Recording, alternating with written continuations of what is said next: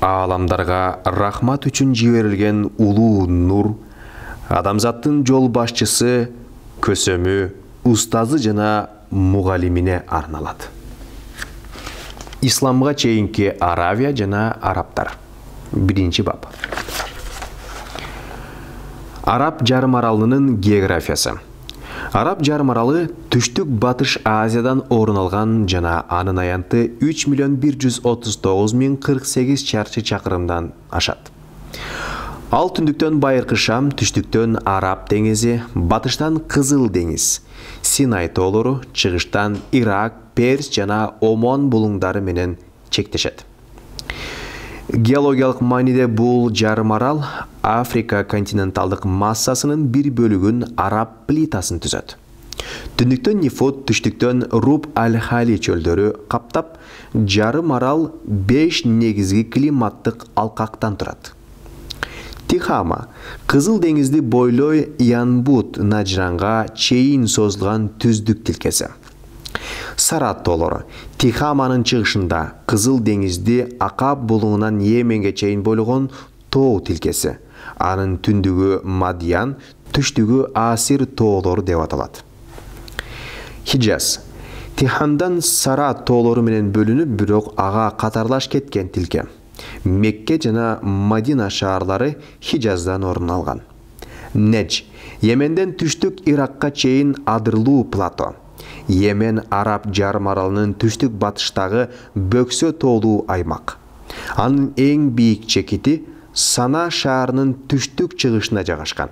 Ал эми батышынан Хадрамаут, Махра жана Оман орун алган. Арут Ямама Оман жана Бахрейнден турган аймак. Жарым аралдын абасы кургак, түштүгү тропикалык, түндүгү субтропикалык келет. Январдын орто температурасы 10-20 градус Цельсий. Июльда 30 градус Цельсийден жогору болот. Тоолордо кышында суук, кар жаайт. Жаан жылына түздүгүндө 100 мм, тоолордо 4000 мм чейин жетет. Өсүмдүктөргө кедей, оазистеринде гана курма бактары, араб акациясы, мирра өсөт.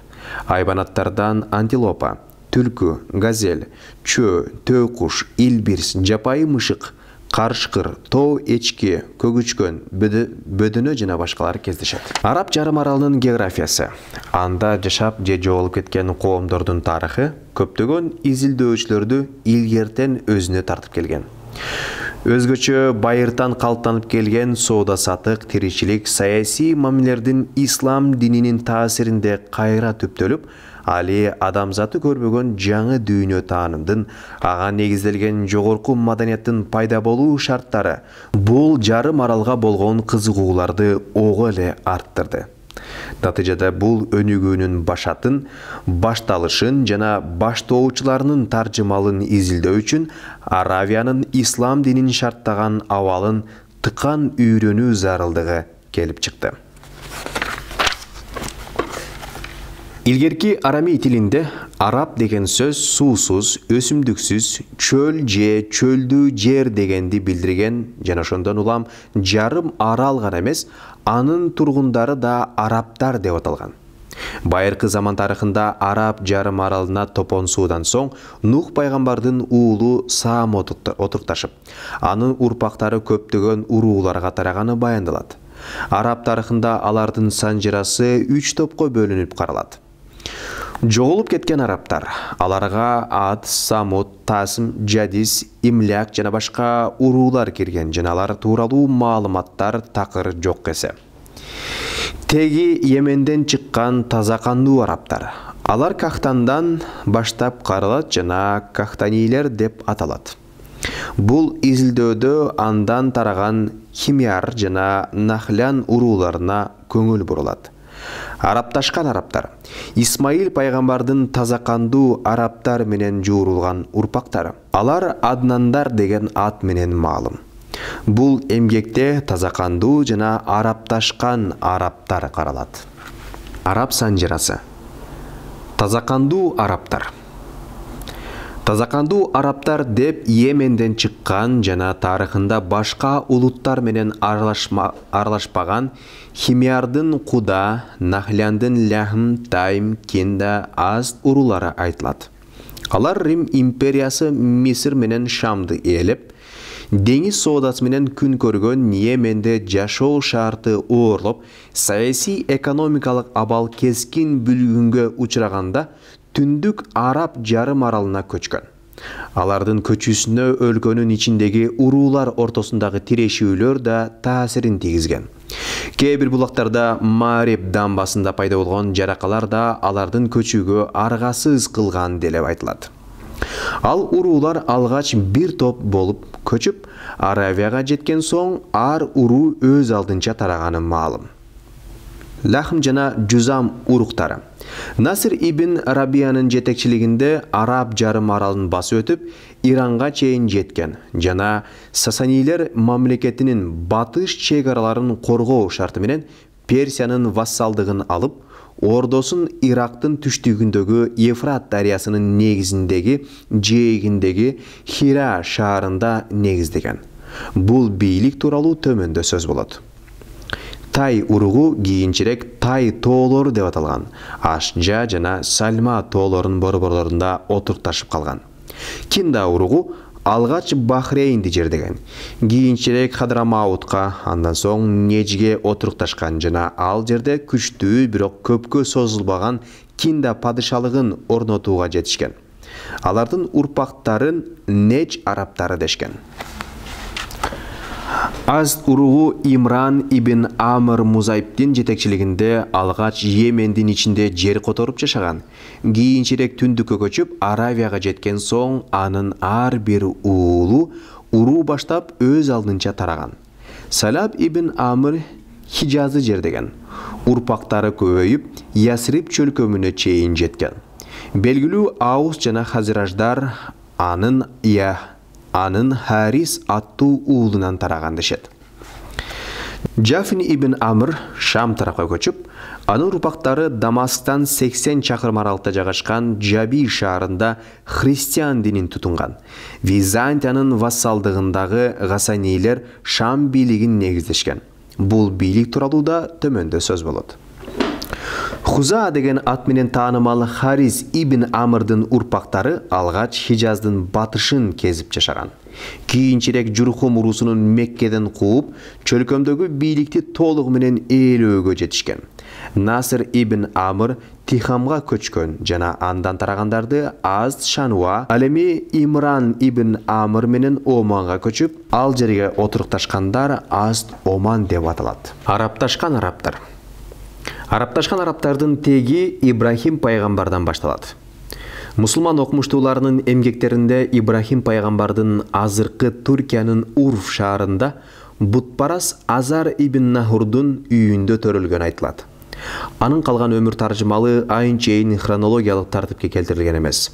Бирок Библияда Ибрахим пайгамбардын Аурамдын Ефрат дарыясынын батыш жээгиндеги байыркы шумерлер негиздеген Ур шаарында төрөлгөнү, атасынын Фарра Куффага жакын Куса айылынан чыкканы жана бут айкелдерин жасаган усталыгы, Аврамдын ушул кыштакта отко ыргытылганы жана бул окуядан соң ал өз аялы Сара, амекиси Лут жана аны аялы менен түндүк Месопотамияга качканы, Харранга жеткенде Фарра көз жумуп, андан ары алар Палестинага, ал жердеги кургакчылык жана ачарчылыктан Мисирге көчкөнү айтылган.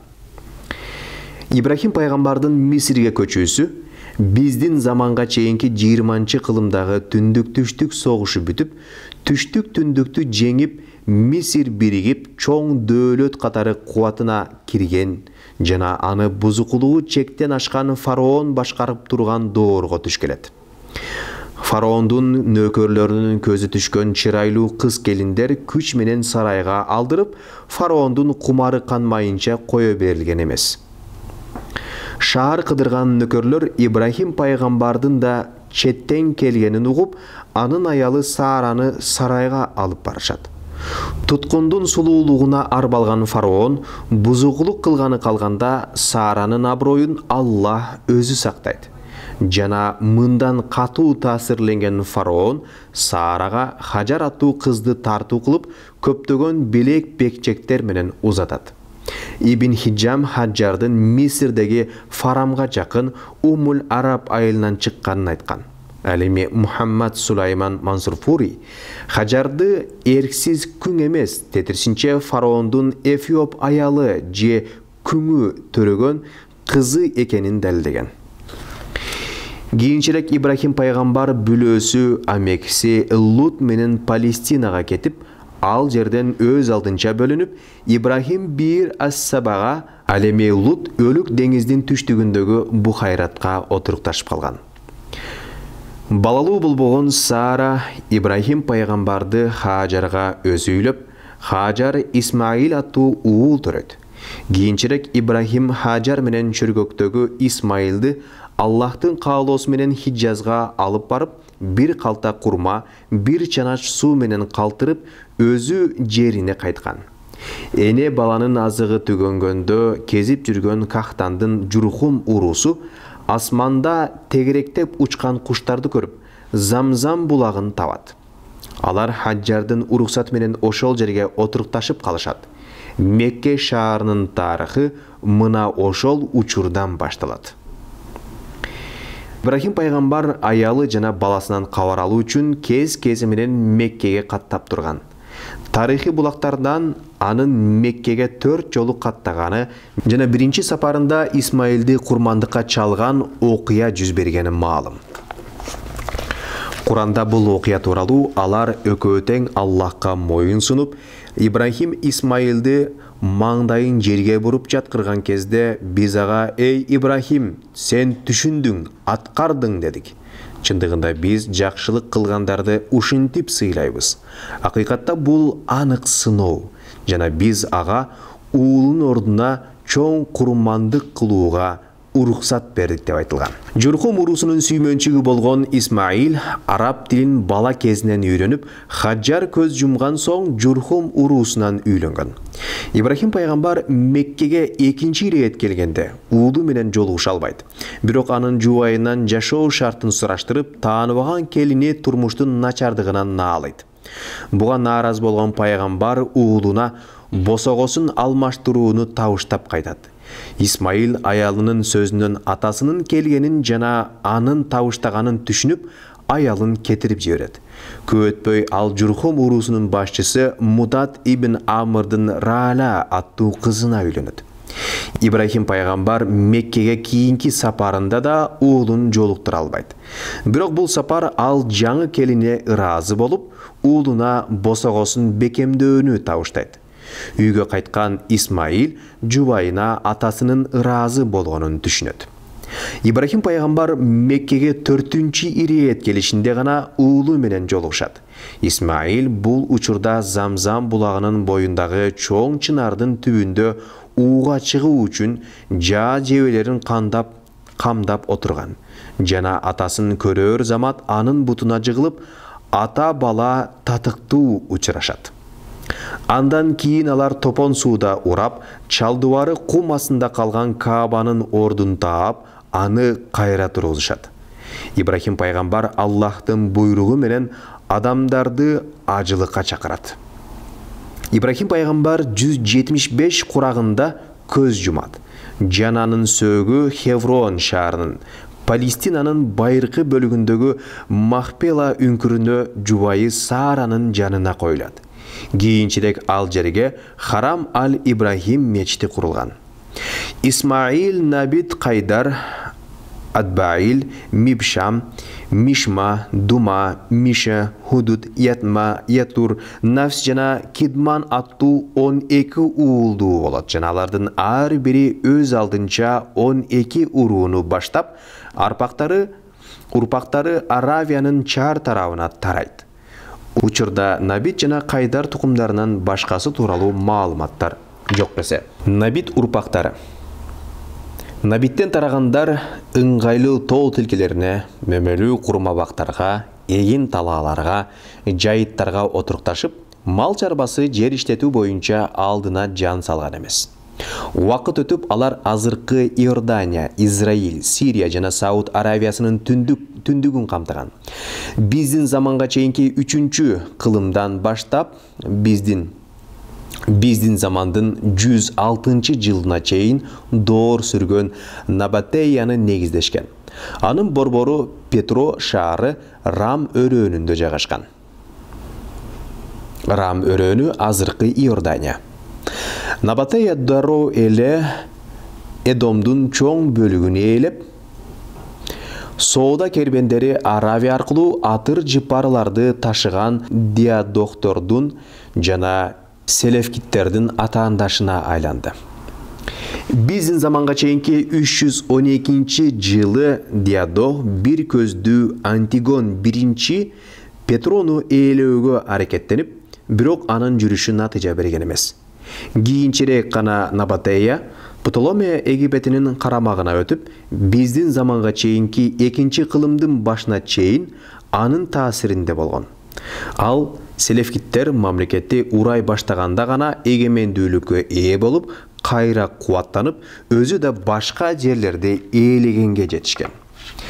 Биздин заманга чейинки 169-жылы Арет биринчи тактага отургандан баштап, Набатеянын ички саясатында мурастык падышалык түптөлүп, сырткы мамилесинде Хасмоней Иудеясы менен атаандашуу башталган.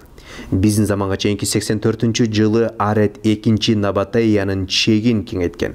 Кийинчерээк ал жерге Рим кызыгып, басым жасап келген. Ал эми Набатейлер Тит Иерусалимге кол салганда, Тит бул Рим кол башчысы. Куралдуу жардам көрсөтүп, аны менен өнөктөштүк үчүн анын кысымынан аман калат. Раббел 2 өлгөн соң 105-жылы Рим тактысына отурган Траян Набатеяны баары бир багындырат жана Римдин таштуу Аравия деп аталган аймагына айландырган. Кайдардын урпактары. Кайдардын уулдары көбөйүп, Меккенин сыртына чейин карайт. Анын урпактарынан Аднан жана анын уулу Маат белгилүү. Ибн Хишамдын эмгегинде Мааттын Низар, Яйт, Анмар, Кунус деген 4 уулу болгон айтылат. Ибн Исхак Мааттын 3 уулу болгонун айткан. Канткенде да Низардын Рабия жана Мудар аттуу 2 уулу болгону анык. Рабиядан Асад, Аназа, Абдул Кайс, Бакыр, Таглиб, Ханифа жана башка. Ал эми Мудардан Кайс Айлан жана Ильяс аттуу 2 ири топ бөлүнүп чыккан.